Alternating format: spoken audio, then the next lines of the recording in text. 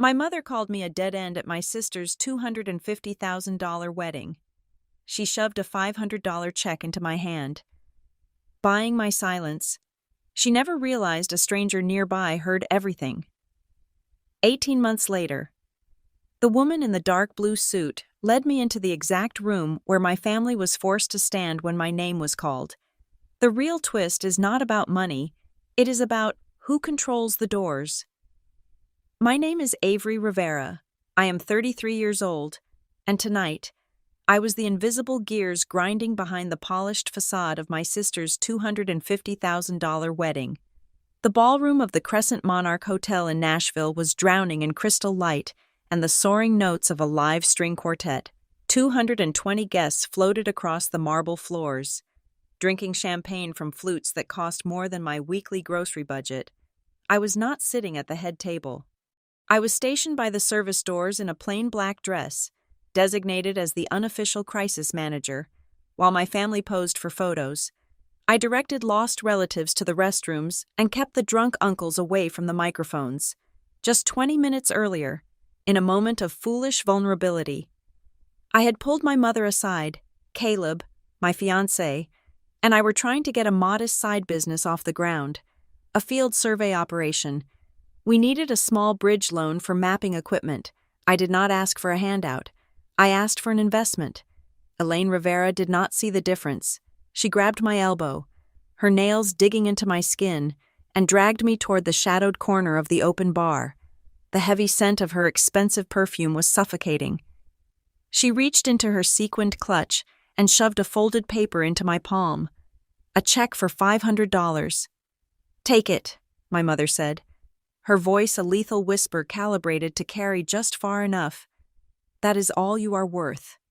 Consider it a favor." I looked down at the pale blue paper. $500, a fraction of what she spent on the floral centerpieces wilting on the tables, before I could process the sting. She turned her sights on Caleb. He had walked up behind me, carrying 2 glasses of water. Caleb was a field mapper, a man who worked with his hands and his mind in the dirt and the weather. He was solid, disciplined, and worth 10 of the men in tuxedos laughing across the room. "And you?" Elaine sneered, her eyes raking over his rented suit. "I suppose you think mapping out storm damage is a real career. You two are a perfect match, a complete dead end." The words hung in the air, heavy and suffocating, a dead end. I did not raise my voice. I did not throw the check in her face, but something fundamental snapped inside my chest. The desperate, exhausting need for her approval evaporated, leaving behind a cold, hard clarity. I glanced at Caleb. His jaw was clenched tight. He did not say a word to defend himself. Instead, his large hand gripped the carved wooden back of a nearby chair, his knuckles turning stark white against the dark mahogany. He was holding his anger back for my sake. Out of the corner of my eye, I noticed a shift in the shadows. A middle-aged woman in a sharply tailored dark blue suit was standing just a few feet away, nursing a glass of bourbon. She was a guest from the groom's side, someone I did not recognize. She had heard every single word. Our eyes met for a fraction of a second. She offered no pity, no uncomfortable smile. She just watched with an intense, calculating gaze, reading the entire dynamic in a single glance. I turned away from my mother. There was no point in arguing with a brick wall. Suddenly, my earpiece buzzed. The catering captain's voice was frantic. A massive delivery truck had just backed into the narrow loading dock, completely blocking the catering vans carrying the main course. The hotel's service elevator was jammed, and the kitchen was 2 minutes away from a complete logistical collapse. The 220 guests would be waiting for dry-aged steaks that were currently trapped in an alleyway. I did not hesitate. The coldness inside me translated instantly into sharp, efficient action. I pressed the mic on my collar. "Reroute the vans to the south service entrance," I ordered, my voice steady. "Have the kitchen staff bring the warming carts down through the freight elevator in the laundry wing. It bypasses the main dock. Do it now. You have exactly 4 minutes before the string quartet finishes their set." I jogged past the bar, slipped through the double doors, and physically directed the frantic hotel staff through the basement corridors. I navigated the maze of the Crescent Monarch like I had built it myself. Within 7 minutes, the carts were moving, the plates were arranged, and the crisis was averted before a single guest realized their dinner was almost ruined. When I stepped back into the ballroom, smoothing down my black dress, the room was cheering. The string quartet had transitioned into a sweeping, triumphant melody as my sister and her new husband took the floor for their first dance. Camille looked radiant, the picture of perfection my mother had curated and funded. Caleb was waiting for me by the exit. His posture was relaxed, but his eyes were resolute. He handed me my coat. We did not need to have a conversation. We both knew exactly what had just happened and what needed to happen next. I looked at the glittering chandelier one last time. I looked at my mother, who was dabbing her eyes with a lace handkerchief, playing the role of the proud, loving parent. She had her perfect daughter. She did not need me. I turned my back on the ballroom. We walked down the sweeping staircase and pushed through the heavy glass doors into the cool night air. I walked out of my sister's wedding with $500 in my wallet and a decision worth more than any gift in that room. To understand how I arrived at that exact moment in the hotel parking lot, you have to understand Briar Glen, Tennessee. It was the kind of upscale, manicured suburb where the lawns were chemically treated to stay green in the dead of winter, and family loyalty was measured by how well you looked on a holiday greeting card. From the outside, the Rivera family was a flawless portrait of American suburban success. Inside, we operated on a vicious, invisible ranking system. And the scorekeeper was my mother. At the very top of that board sat my older sister, Camille. She was the undisputed pride of the family. Camille went to law school, not necessarily to practice law, but to acquire the vocabulary of the elite. She knew how to hold a wine glass, how to laugh at the right jokes, and how to seamlessly insert herself into the most advantageous circles.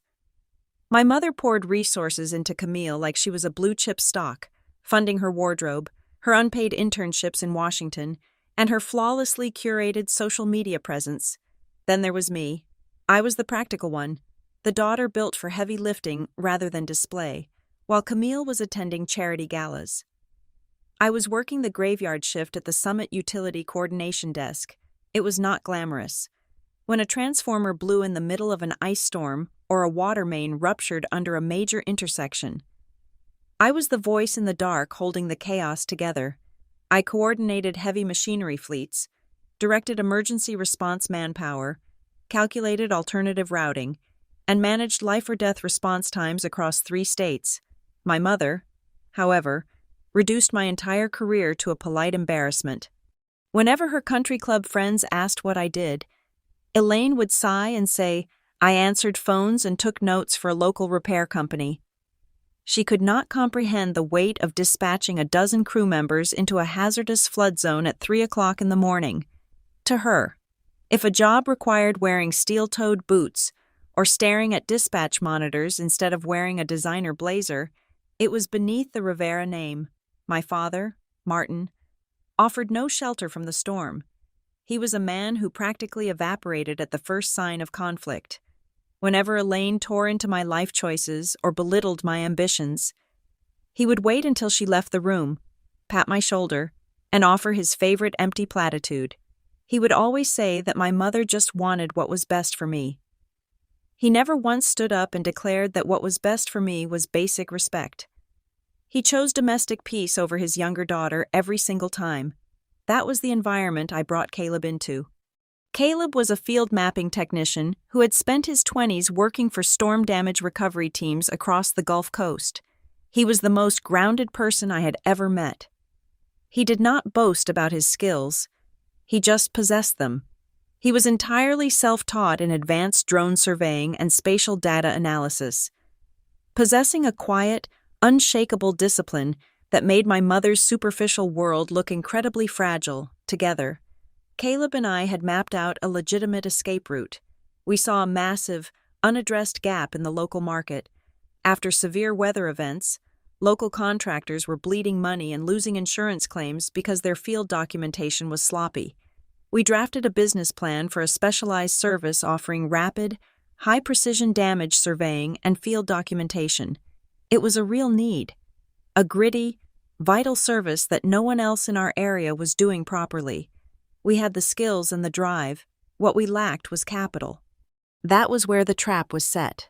2 years ago, in a rare moment of apparent familial support, my parents had agreed to co-sign a commercial loan for our specialized mapping equipment and a heavy-duty utility trailer. I thought it was an olive branch. I was wrong. It was a leash. The loan became Elaine's favorite weapon. It was a tool of absolute control, yanked aggressively whenever I failed to fall in line. If I could not attend a Sunday brunch because I had worked a 14-hour night shift, she would remind me who legally owned the trailer holding our livelihood. If Caleb did not wear the right brand of shirt to a family dinner, she would casually mention the current interest rates and how easily a bank could call in a debt if the guarantors withdrew support. It was a death by 1,000 cuts, an accumulation of microaggressions that defined my existence as the permanent backup plan. I remembered Thanksgiving 3 years ago, when I was seated at the folding card table in the hallway, because Camille brought home 2 surprise guests from her law firm. I remembered my 30th birthday, which was celebrated a week late with a half-eaten grocery store cake because my mother was busy helping Camille pick out a venue for her engagement party. I was the daughter they called when a tire went flat in the rain or when the internet router needed fixing. I was utility. Camille was luxury. Every time I tried to break out of that mold, they tightened the financial leash, reminding me that I was a dead end without their gracious charity. They needed me to stay small so Camille could look big. They needed my failure to highlight her success. Walking away from the crescent-shaped driveway of the hotel that night, the cold air cleared my lungs. The invisible ranking board did not matter anymore. The financial leash was only as strong as my fear of losing the equipment. And as I walked to Caleb's battered truck, I finally understood that losing the trailer was a remarkably cheap price to pay for buying back my life. What I have not told you yet is what happened when I returned to table 14 after the bar. I took a slow, jagged breath and smoothed the fabric of my dress, for the sake of the evening, for the sake of avoiding a complete public spectacle. I forced my feet to carry me back to table number 14. This was the table hidden behind a massive, towering arrangement of white hydrangeas, entirely out of sight from the photographer's primary angles. Caleb was already sitting there, surrounded by 6 strangers from the groom's extended family. They were older men in custom-tailored suits and women wearing jewelry that caught the chandelier light like scattered diamonds. I took the empty seat beside him, placing my hands flat on my lap so no one would see them shaking. I thought the worst was over. I was completely wrong. Elaine was not satisfied with a private victory. She needed a public execution. Less than 10 minutes later, she drifted over to our table. Her champagne flute held elegantly in one hand, she placed her other manicured hand on the back of Caleb's chair. Her arrival brought the polite, murmuring conversation among the wealthy strangers to a dead halt. "I hope everyone is enjoying the evening," my mother announced, her voice dripping with a sickly sweet southern charm. She swirled her drink, her eyes darting over the table before landing heavily on Caleb. "You know, Martin and I were just discussing the strategy of legacy. We have always believed in investing strictly in the future. We put our resources into guaranteed returns." She paused, letting the silence stretch until it became physically painful. "We simply do not pour money into failed projects. It is a matter of knowing what has potential and what is, quite frankly, a waste of resources." The implication was a physical blow. She was broadcasting our financial struggle, our ambition, and her absolute disdain for both, to an audience of millionaires. The strangers exchanged highly uncomfortable, sidelong glances, out on the polished dance floor, merely 50 feet away. Camille was twirling in her custom gown. I saw her turn her head. She caught my eye, heard the exact words our mother spoke, and actively chose to look away. She pressed her face into her new husband's shoulder, smiling brightly for the camera flashing to her right. Maintaining the illusion of a flawless atmosphere was her only priority. I was drowning, and my sister would not even throw me a glance, let alone a life preserver. Then, the man sitting directly across from us decided to break the tension. He was a red-faced uncle of the groom, wearing a heavy gold watch that clanked against the table. He let out a condescending, abrasive chuckle. "Well, someone has to go out there and measure the mud puddles after a storm, right?" he said, gesturing at Caleb with a half-eaten shrimp. "Keeps the real corporate engineers free from getting their boots dirty. Nothing wrong with a little manual labor for the kids." My blood turned to boiling lead. I opened my mouth to tear the man apart, to explain the complex spatial data and critical infrastructure protection Caleb engineered every single day. But beneath the table, Caleb placed his heavy, warm hand firmly over my knee. I looked at him. Caleb took a slow, deliberate sip of his ice water. His jaw was locked tight, a muscle feathering near his ear, but his expression remained completely neutral. He did not flush with embarrassment. He did not snap back with a clever insult. His absolute refusal to engage with their pettiness, his sheer, towering dignity in the face of absolute disrespect, struck me harder than any physical slap. It hurt to see him swallow that insult for my sake, but it also woke me up. A cold, blinding clarity washed over me. These people were not my family. They were my wardens. It was exactly in that frozen moment that my earpiece had buzzed with the frantic alert about the blocked catering trucks in the loading dock. I had excused myself, sprinting down the service corridors to clear the bottleneck, operating on pure adrenaline and repressed rage. Then my earpiece buzzed with the catering emergency. I cleared the loading dock bottleneck, rerouted the service carts, and headed back through a dim service hallway, where the woman in the dark blue suit stepped out of an alcove and blocked my path. Instead, she looked at me with an intense, analytical gaze. "You cleared a massive logistical bottleneck involving over 200 plates in under 10 minutes, she stated flatly, checking a silver watch on her wrist. Most hotel general managers would have panicked, yelled at the staff, and completely ruined the dinner service. She did not offer a polite smile. She extended a firm hand. "I am Nora. What is your name?" "Avery," I replied cautiously, accepting the handshake. Her grip was strong, businesslike. She gave a single, definitive nod. "Remember that level of operational efficiency. Avery, it is entirely wasted in a room full of people who only care about the color of the napkins," without waiting for a response. Nora turned and walked back toward the music. I stood alone in the hallway for 5 seconds, letting her words sink deep into my bones. Then, I pushed through the ballroom doors and marched straight back to table number 14. The plates I had just rescued were being set down as I returned to table 14. I leaned toward Caleb. "Tomorrow morning," I whispered. "We cut every single cord. We are done." He met my eyes and nodded once. I already pulled a list of regional banks. We start at 8. We stood, said goodbye to no one, and walked out together. We stood up in unison. We did not say a single goodbye to the man with the gold watch. We did not search the crowd for my mother.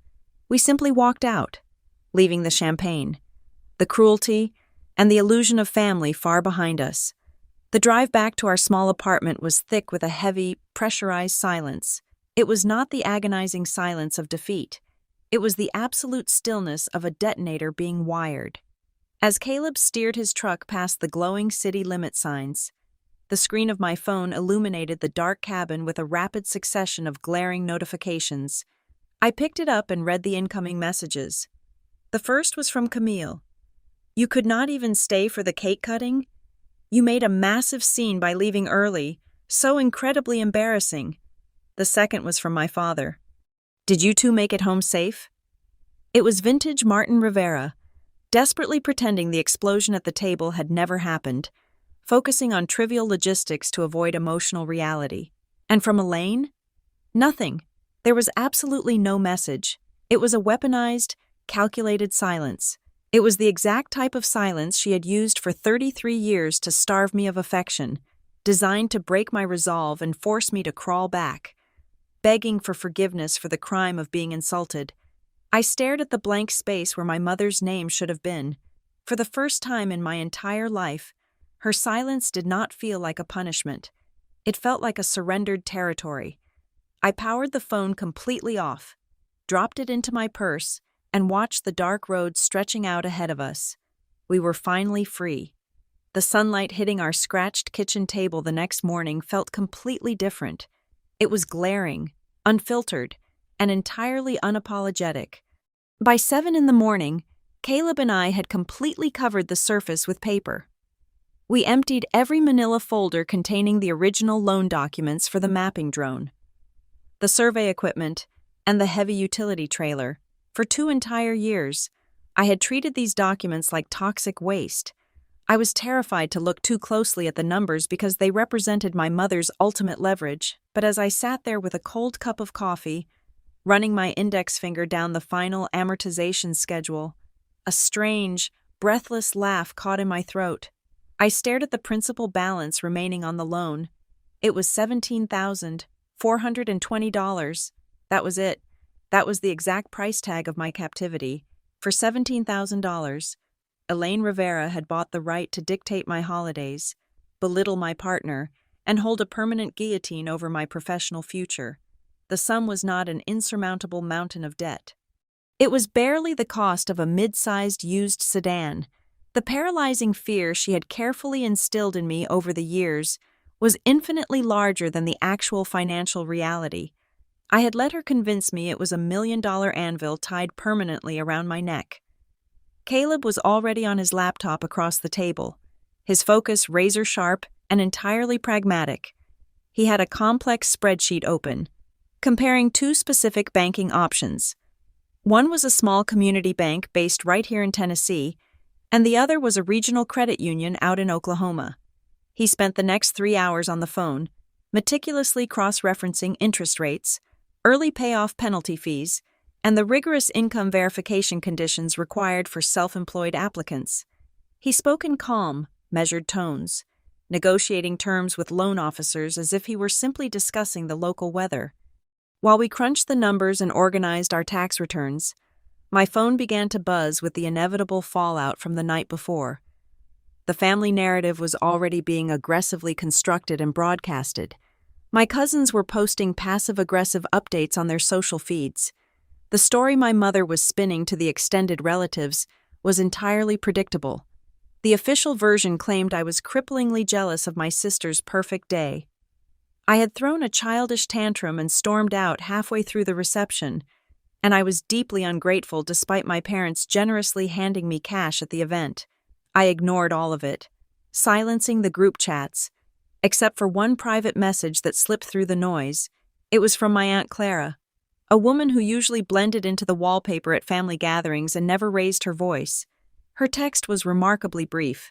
She wrote that she had heard the wild whispers circulating this morning, but she also knew Elaine's talent for creative editing. Clara stated clearly that she was not picking sides in a family war. But she wanted me to know she did not believe the monstrous caricature being painted of me. She had seen the coldness in my mother's eyes before. It was a tiny, quiet validation, but it anchored me. It confirmed I was not insane. I had not imagined the cruelty. Right at noon, my phone rang. The caller ID flashed my mother's name. I let it ring 3 times, took a deep breath to steady my racing heart, and pressed accept. "Avery," Elaine began, her voice dripping with an artificial concern that barely masked a razor blade. "I am calling to make sure you have calmed down from your little impulsive episode last night. If you continue acting out like this, your father and I will have to seriously reconsider our financial exposure.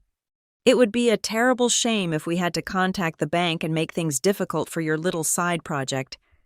She was playing her favorite card, fully expecting me to crumble, apologize, and beg for her continued mercy. Instead of crying, I opened the master loan file. My voice was completely flat, stripped of all emotion and fear. "That will not be necessary," I replied clearly. "Under Section 4, Paragraph B of the Guarantor Agreement, the primary borrower retains the absolute right to refinance the principal balance without guarantor consent, provided the original collateral lien is satisfied in full. We are initiating a complete payoff today. You will be legally released from all liability by the end of the business week." There was a stunning, suffocating silence on the other end of the line. The power dynamic shifted so violently, I could almost hear the air rushing out of her lungs. She stammered for a moment, trying to formulate a new threat, but I did not give her the space to recover. "Have a good afternoon," I said, and ended the call. By Tuesday afternoon, the Oklahoma Credit Union approved our refinance application. The terms were objectively worse than our original loan. The new interest rate was nearly 3% higher, and the collateral requirements were incredibly strict, tying up every single asset we owned right down to the title of Caleb's old truck. I signed the digital paperwork without a single moment of hesitation. I was not shopping for a cheap loan. I was purchasing my absolute autonomy. The higher monthly payment was merely a subscription fee for my freedom. Once the wire transfer cleared and the original bank issued the payoff confirmation, I drafted a very short email. I addressed it to both of my parents. I attached the formal release of liability document as a PDF file. I wrote exactly 2 sentences confirming they were officially removed from the loan. I offered a polite, professional thank you for their initial signature 2 years ago. I offered absolutely no apologies, no justifications, and no emotional closures. I hit send and archived their contact information. That evening, Caleb and I sat on the floor of our living room, staring at a massive paper map of the United States spread across the carpet. Staying in Briar Glen was no longer a viable option. The local contractors were too heavily intertwined with the wealthy country club circles my mother commanded. Caleb pointed a calloused finger at the map, tapping a spot right in the heart of the Midwest. "Tulsa," he said quietly. "They have a massive chronic need for rapid field response after severe weather systems roll through. The regional utility grids are constantly under strain, and the local housing market is cheap enough that we can survive on instant ramen and black coffee while we build our own client list." I looked at the city on the map. It was roughly 800 miles away from the country clubs, the crystal chandeliers, and the suffocating expectations of the Rivera family. It was a place where our gritty, unglamorous work was not a punchline, but a vital necessity. 30 days, I decided, feeling the immense weight of the past 33 years finally lift off my shoulders. We pack the trailer, we break the apartment lease, and we are out of Tennessee in exactly 30 days. The drive west felt less like an escape and more like a calculated exile. We crossed the state lines into Oklahoma with exactly $3,200 in our combined savings account. Dragging behind Caleb's truck was the battered utility trailer holding our entire future. Inside were 2 heavy-duty toolboxes, our laptops, the drone equipment, and 4 thick binders of technical protocols I had spent my final nights in Tennessee writing from scratch. Redstone Flats was the kind of apartment complex where dreams either hardened into diamond or dissolved entirely into dust. We rented a 1-bedroom unit on the ground floor. The drywall was paper thin, allowing us to hear the neighbors arguing over grocery bills every single evening. The air conditioning unit shoved into the living room window sounded like a dying tractor engine whenever the temperature crept over 80 degrees. Our dining table was a cheap laminate piece we found at a thrift store for $20, and it immediately became our corporate headquarters. Covered in topographic maps, extension cords, and legal pads. For the first time in my life, I was completely free from my mother's gaze. But that freedom was paired with a suffocating, icy fear of total financial ruin. We had to survive, which meant swallowing our pride and grinding out the hours. I secured a graveyard shift position at the Plainsline Incident Network, a regional dispatch center handling infrastructure crises for the county. It was grueling, but the pay kept the lights on. I would work from 10 at night until 6 in the morning, sleep for exactly 3 hours, and then wake up to hustle. By noon, I was cold calling local construction firms and independent contractors. Pitching our rapid damage survey services, Caleb was relentless. He spent his days out in the field, flying the drone under strict aviation guidelines, mapping out structural vulnerabilities in the brutal Midwestern heat. He took my raw protocols and transformed them into standardized field forms. He engineered a reporting system so airtight that it practically eliminated the chance of an insurance adjuster rejecting a permit application due to sloppy spatial data. Our first contracts were incredibly small, the kind of jobs larger engineering firms completely ignored. We mapped a residential roof missing 24 shingles after a microburst. We documented a local auto parts store whose metal awning was ripped away by straight-line winds. We surveyed a partially flooded distribution warehouse on the edge of town. The payouts were minimal, sometimes just a few $100s a pop, but money was not the only currency we were collecting. We were gathering flawless field data and hard-earned client testimonials. Sitting at that wobbly laminate table, I was forced to evolve. I learned how to look a skeptical project manager in the eye and state our base fee of $800 without a single tremor in my voice. I learned the immense power of walking away.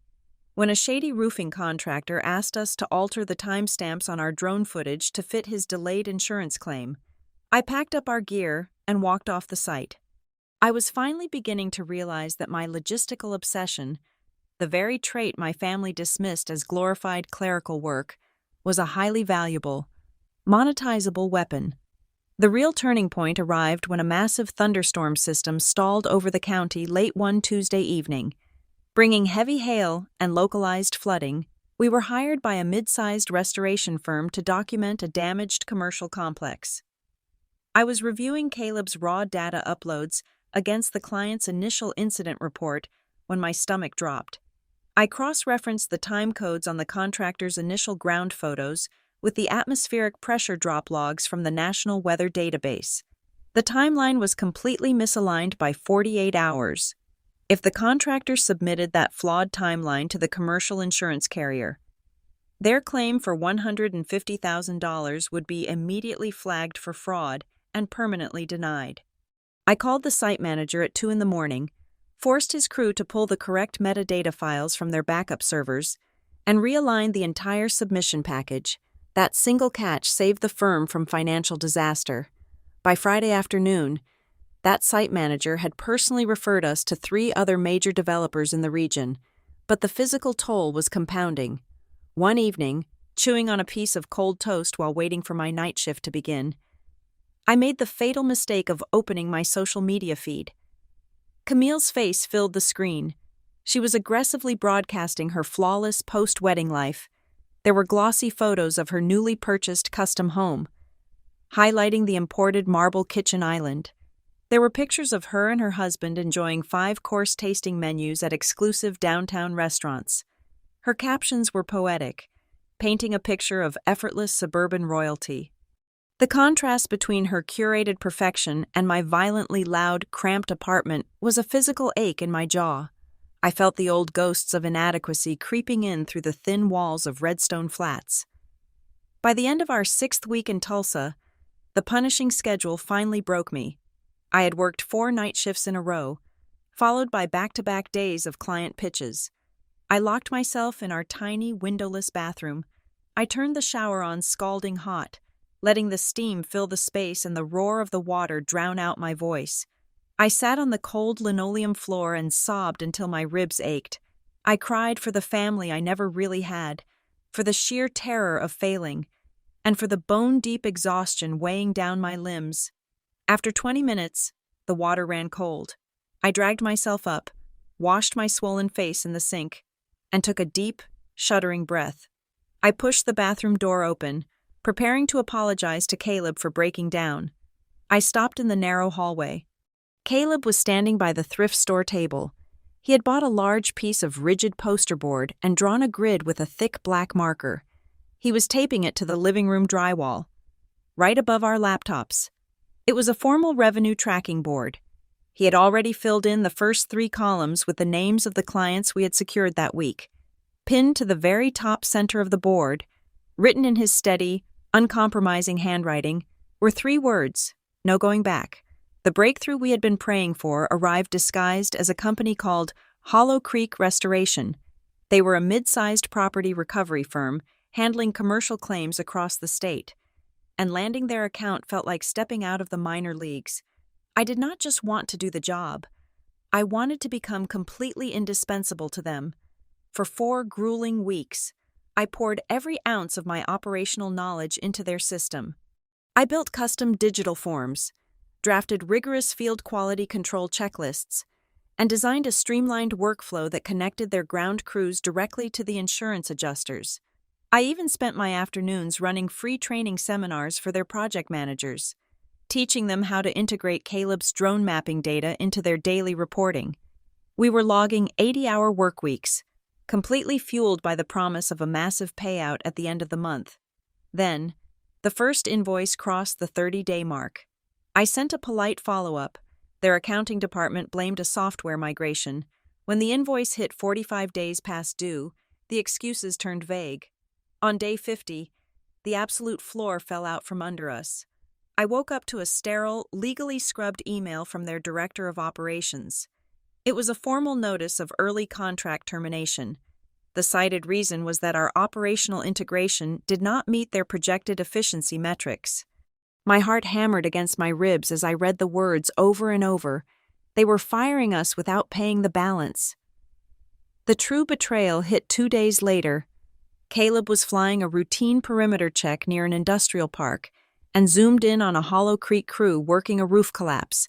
He handed me the remote monitor. Clear as day. Their site foreman was holding a clipboard. Clipped to it was the exact, color-coded quality control checklist I had designed from scratch. They had never intended to keep us on retainer. They had simply dangled a massive contract to extract my proprietary systems, and once they had the blueprints, they discarded us to avoid paying the premium. Panic, cold and absolute, seized my chest. The financial blow was catastrophic. We were staring down empty bank accounts and a stack of utility bills. But the psychological damage was far worse. I sat at our thrift store dining table, gripping the edges so hard my fingers ached, and I could hear my mother's voice echoing perfectly in the cramped apartment. We do not pour money into failed projects. A complete dead end. I dropped my head into my hands.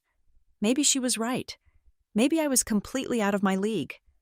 Playing at being a business owner when I was really just a glorified dispatcher who had gotten incredibly lucky a few times. Caleb walked into the room, took one look at my posture, and immediately shut my laptop. He did not offer empty comfort. He pulled up a chair, pulled out the printed copy of the Hollow Creek contract, and slapped it onto the laminate wood. "Look at this," Caleb demanded, his voice dropping an octave into that calm, authoritative tone he used in storm zones. "We are not victims here. Stop thinking like an employee who just got fired. You are an owner." He flipped to the 3rd page, jabbing his finger against a dense paragraph. It was the intellectual property clause I had insisted on adding, purely out of paranoia, specifying that all custom workflows remained our exclusive property until the final invoice was settled in full. He then pulled up the chain of emails where their director explicitly approved the scope of work. "They breached," Caleb said simply. "They think we are too small and too broke to fight back. We are going to prove them wrong." The next morning, we walked into the cluttered office of a small-time commercial dispute attorney in downtown Tulsa. It cost us $250 just for the initial consultation, money we desperately needed for groceries. But it was an education I had to buy, sitting in that leather chair, smelling stale coffee and old paper. I learned the most vital lesson of American business. Hard work and competence mean absolutely nothing if you do not legally armor your efforts. It did not end in a cinematic, courtroom blowout. Real legal battles rarely do. Our lawyer drafted a razor-sharp demand letter citing theft of intellectual property and breach of contract, threatening an immediate injunction against their field operations. Hollow Creek's legal team blustered for exactly 1 week before folding. We reached a pragmatic settlement. I forced them to pay 65% of the outstanding invoice, which was just enough to keep us breathing. More importantly, I demanded a formal signed letter of completion on their corporate letterhead, explicitly confirming that my company had successfully engineered and deployed their field protocols. I essentially traded a portion of the cash for an undeniable bullet point on my resume. It was an ugly, bruising compromise, but we survived. That Friday night, I was sitting alone in the dark apartment, illuminated only by the glow of my laptop screen. I felt exhausted, cynical, and fundamentally changed. I logged into LinkedIn to upload a scanned copy of the Hollow Creek completion letter to our nascent company page. As the page refreshed, a single notification popped up in the corner of the screen. It was a connection request accompanied by a direct message. I clicked the icon. The profile belonged to Nora Keene. Her job title read, Chief Operating Officer at the Civic Shield Recovery Consortium. I recognized the name immediately. It was the woman in the dark blue suit from the Crescent Monarch Hotel. My breath caught in my throat as I opened her private message. It was exactly 2 sentences long. I remember you from the Nashville wedding, not because of that ridiculous scene by the bar, but because you were the only person in that entire room who actually knew how to handle a real crisis. A slow, fierce warmth began to spread through my chest, burning away the lingering chill of the Hollow Creek disaster. The door I thought had slammed shut in Tennessee was suddenly rattling on its hinges. Nora Keene did not suggest a warm, casual lunch. She summoned me to a stark, brightly lit coffee shop near the financial district of downtown Tulsa at exactly 7 a.m. When I arrived, 5 minutes early, she was already reviewing a thick dossier on her tablet. She did not bother with pleasantries or small talk. She pushed a black coffee across the table toward me and got straight to the point. You have a very rare, highly lucrative instinct for crisis operations, Nora said, her voice cutting through the ambient noise of the cafe. But you are completely underselling yourself. You are treating your business like a mom-and-pop photography studio. You are running around taking pictures of broken roofs and arguing over pennies with middlemen who do not respect you. I swallowed hard. The bitter taste of the Hollow Creek disaster still fresh in my mouth. I wanted to defend the grueling hours Caleb and I had put in, but I knew she was absolutely right. Nora leaned forward, tapping her manicured finger against the wooden table. The real market does not care about your drone pictures.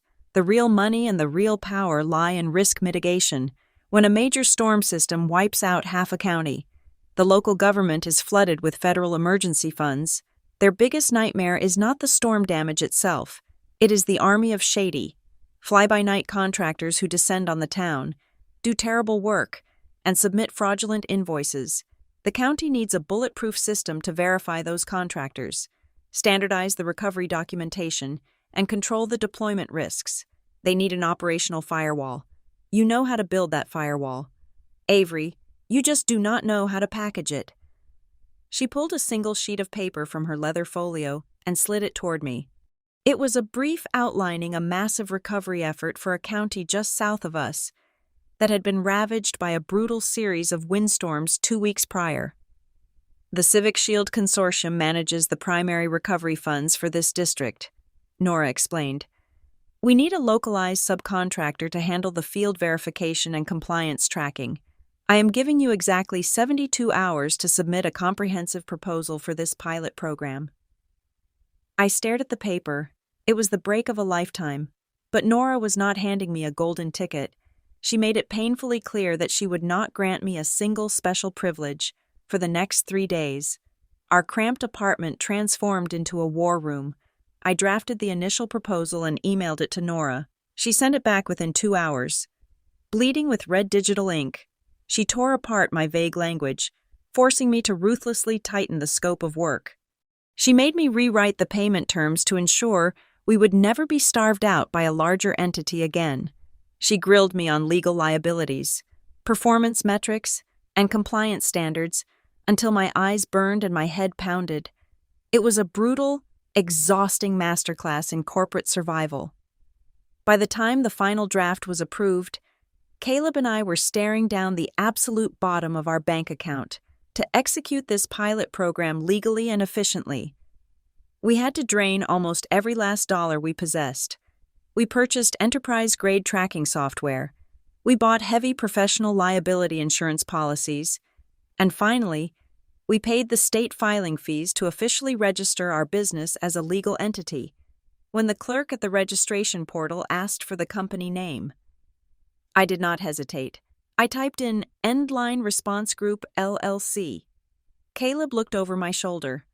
a slow, knowing smile spreading across his face. We both understood the silent, defiant weight of that name. My mother had looked at my life, my partner, and my ambition, and she had confidently declared it a dead end. I took her absolute worst insult and forged it into armor. Endline meant that the exact place where other people saw a wall, where other companies gave up and turned around, was the exact place where our work began. The county approved our pilot contract on a Tuesday morning. By Wednesday, we were standing in the middle of a chaotic, debris-filled staging area, leading a small, newly hired crew of field technicians.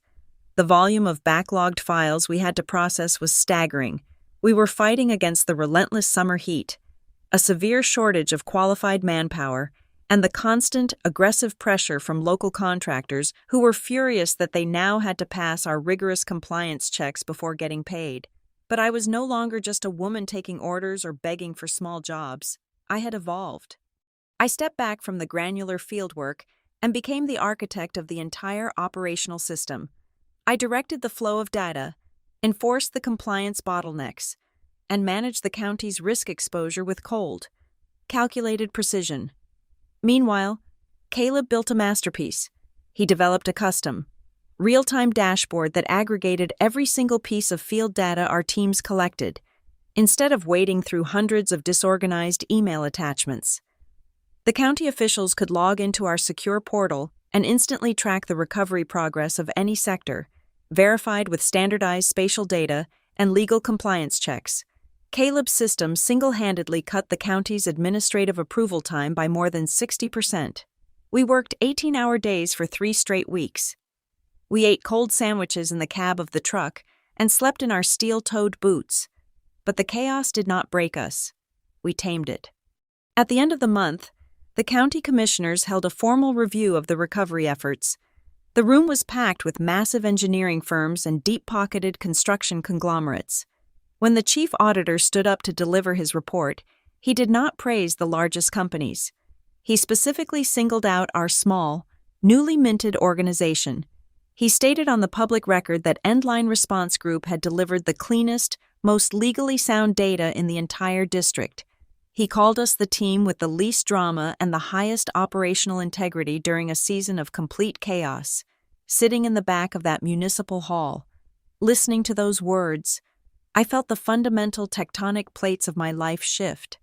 We had not just survived the storm, we had built the lighthouse. The door to real explosive growth was finally completely open. The momentum of that county contract did not just push us forward, it launched us into a completely different stratosphere. Within 6 months, Endline Response Group evolved from a desperate 2-person hustle operating out of a cramped apartment into a legitimate, formidable operation. We hired 5 additional specialists, bringing our core team to 7 highly trained professionals.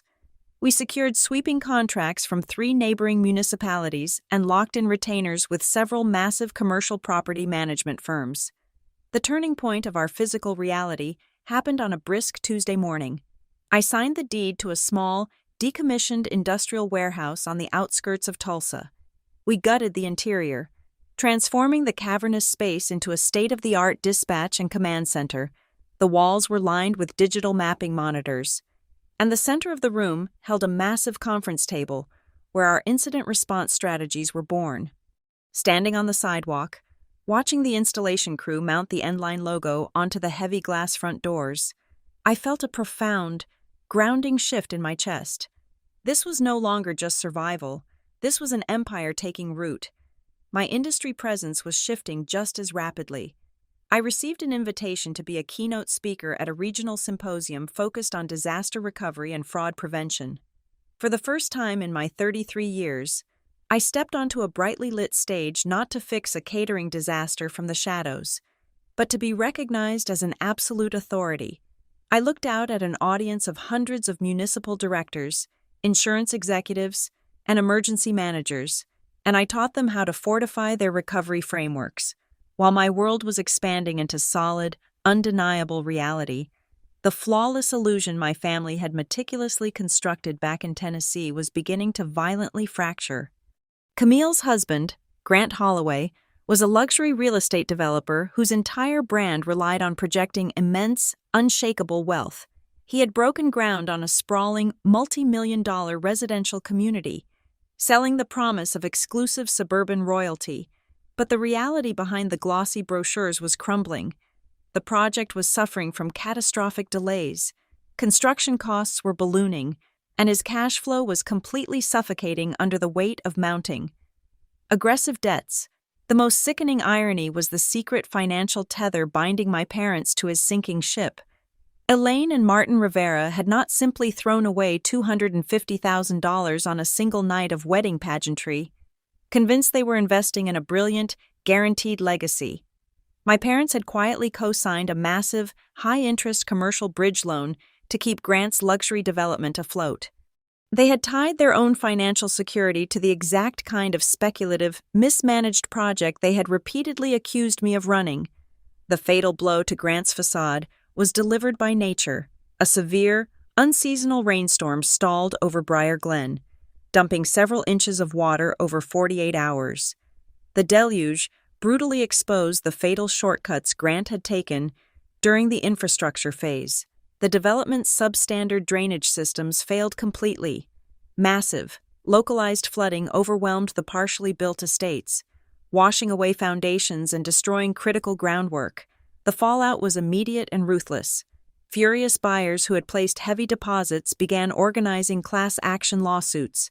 Local journalists caught wind of the disaster and started digging aggressively into Grant's permitting records and financial history. Despite the walls closing in, Camille desperately tried to maintain her carefully curated online persona. She continued posting photos of artisanal lattes and designer handbags, but the cracks were glaringly obvious. Her captions felt forced, radiating a frantic, brittle energy. The comment sections beneath her posts shifted from admiration to interrogation. People were bluntly asking about the flooded construction sites, the delayed move-in dates, and the swirling rumors of impending bankruptcy. She was drowning in public, clutching desperately to an image that no longer existed. In the quiet solitude of his home office, far away from my mother's domineering presence, my father was finally looking at the truth. Martin Rivera had found the Endline Response Group website. He watched the uploaded videos of my symposium speeches. He read the testimonials from county commissioners praising my operational integrity. He sat alone in the dark, watching the daughter he had dismissed as a low-level dispatcher confidently command a stage of industry veterans. For the very first time, he saw the undeniable proof that my path was never inferior. It was simply built on a foundation of actual steel rather than hollow prestige. The collision course between my rising trajectory and their collapsing empire was set into motion by a single heavy envelope that arrived on my desk. It was an exclusive, formal invitation to participate in the pre-qualification round for the Oklahoma Resilience Procurement Summit. This was not a standard bidding event. It was a closed-door arena where the most lucrative risk control and recovery consulting packages in the region were awarded. Winning a contract there meant securing millions of dollars in guaranteed government and corporate funding. It was the ultimate proving ground for Endline. But we were not the only ones looking at that summit as a defining moment. As Caleb ran the background analytics on the attendee list, he found a familiar name desperately trying to claw its way into the applicant pool. Grant Holloway was attempting to pivot his failing real estate firm into government contracting. Viewing the summit's massive capital injection as the only possible lifeline to save his flooded development and rescue my parents from total financial ruin. We were both heading to the exact same room, but we were approaching from entirely different universes. I was walking in as the solution, and he was walking in as a desperate, sinking liability. The phone rang on a Thursday afternoon. I did not recognize the Tennessee area code immediately, but when I answered, the voice on the other end was unmistakable. It had been nearly 2 years since my mother had spoken directly to me. Elaine Rivera did not offer a greeting. She did not ask how I was doing, nor did she apologize for the deafening silence she had weaponized against me. Instead, she slipped right into a casual, probing tone, as if we were merely acquaintances discussing the weather. She wanted to know about the upcoming Oklahoma Resilience Procurement Summit. Specifically, she kept circling the topic of the preliminary bidding process. She asked how the compliance committees scored the applicants and exactly who held the deciding votes for the Tier 1 risk management contracts. The pieces snapped together in my mind with clinical precision. Grant was drowning in the fallout of his flooded luxury development. The lawsuits were draining his operational capital.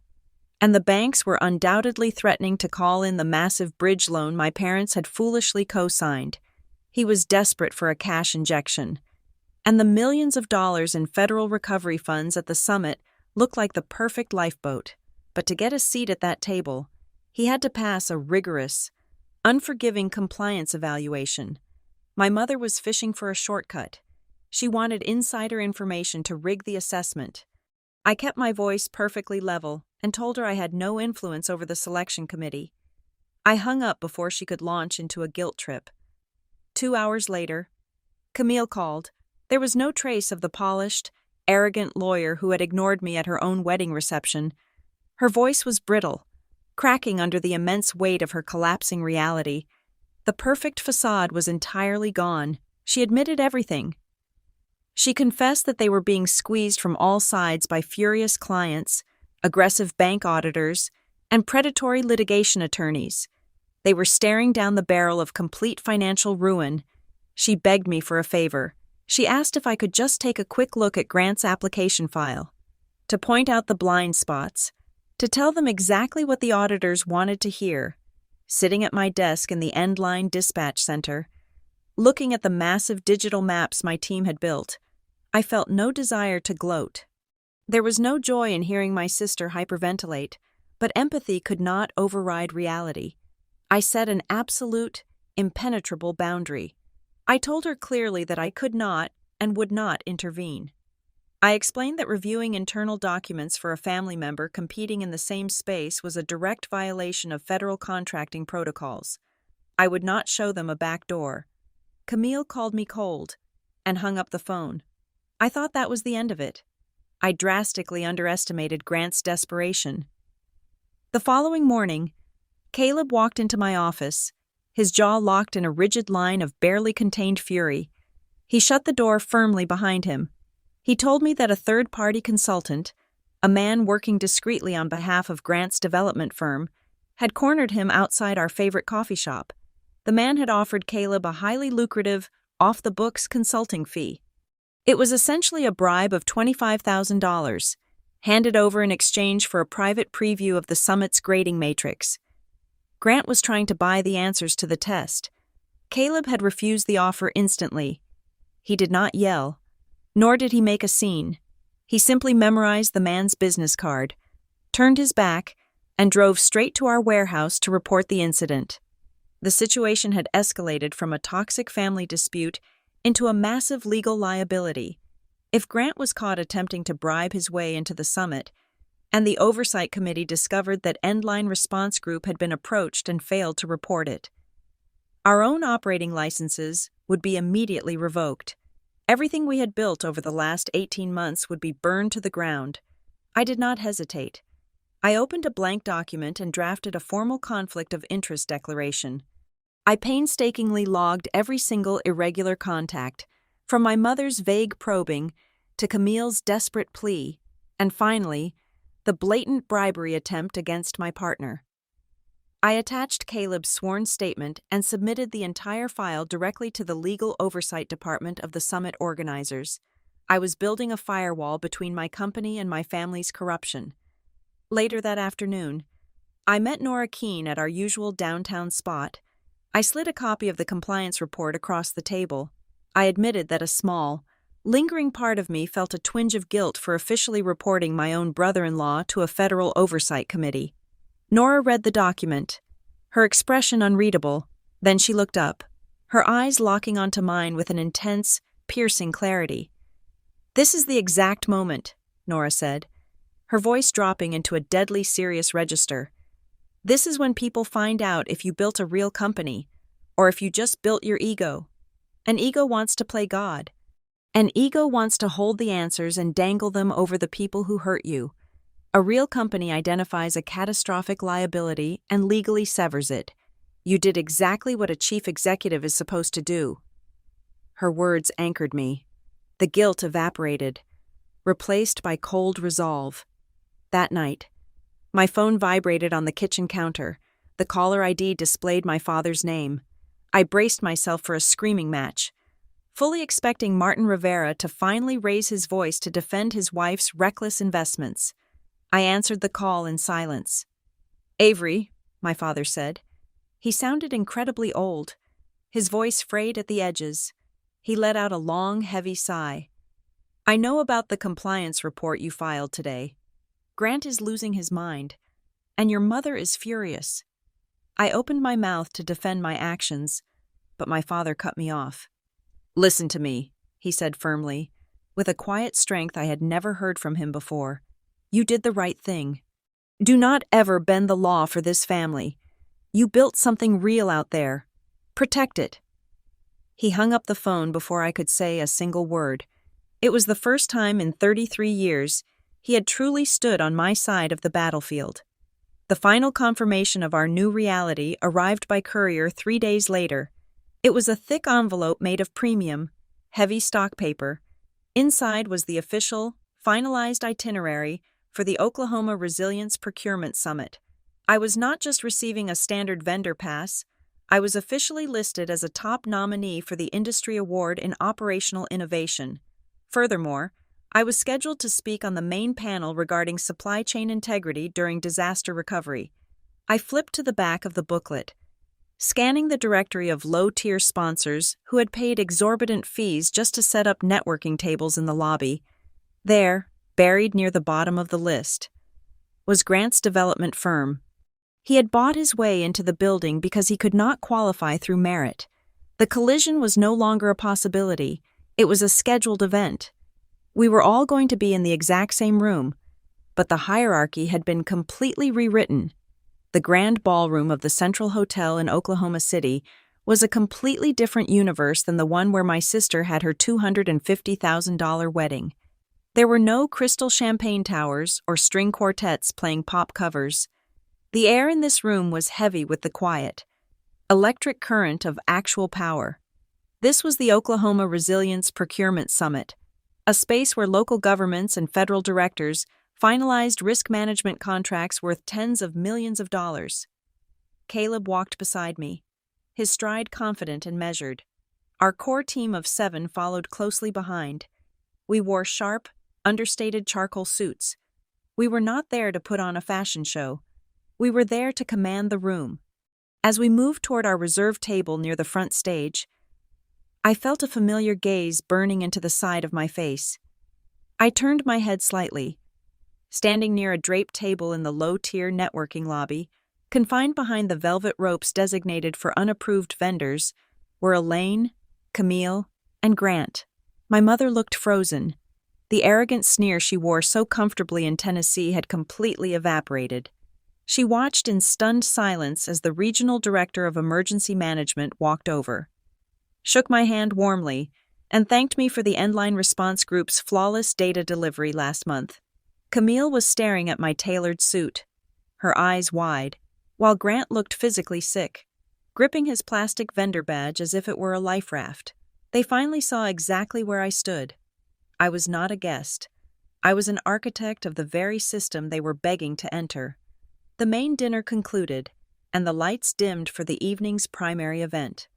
The head of the Oversight Committee took the podium to announce the annual honors for operational innovation in disaster recovery. When the massive digital screen behind him flashed the Endline Response Group logo, the breath caught in my throat. He spoke about a firm that had completely revolutionized field verification, drastically reducing municipal fraud and streamlining federal payout timelines. Then, he called my name. The entire ballroom rose to its feet as the applause thundered through the cavernous space.